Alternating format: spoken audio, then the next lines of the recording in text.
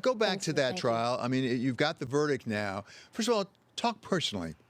What was it personally for you to help lead the prosecution? Well, you know, I felt it an honor, and I also felt it was part of my duty as an American to be one of the prosecutors on this case.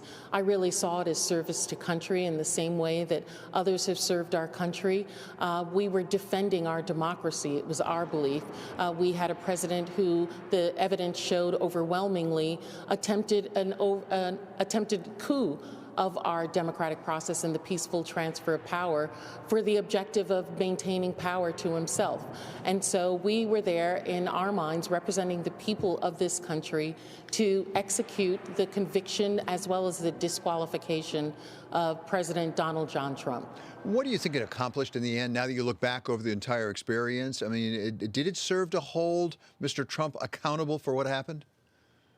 While we did not receive the conviction, which in all of our minds was heartbreaking, we went in there believing that we could find him guilty, sufficient for all of the senators to find that. Our objective was to argue to 100 senators, not to just the Democrats, not to just 17 Republicans, but to all of them. And I think in doing so and preparing ourselves that way, we were able to demonstrate to the American people and indeed to the world the truth of who Donald Trump was. The truth that he, in fact, garnered to himself some of the basis frustrations and the hatred that is within some Americans, galvanized them and sent them to the Capitol to execute his desires. And I think that in seeing that, we see that a majority of the senators agreed with us. The American people do as well. And I believe that that is the death knell to any political ambition that he may have in any political office in the future. It strikes me it wasn't just the 57 senators who voted to convict who agreed with you on the responsibility. We had the minority leader, Mitch McConnell, Republican, stand up at the end and say he is responsible. Mr. Trump is responsible morally and practically for what happened. But I don't feel that we can convict somebody of impeachment after they've left office. Is there anything that can be done to reform that going forward, or is that just the way it breaks?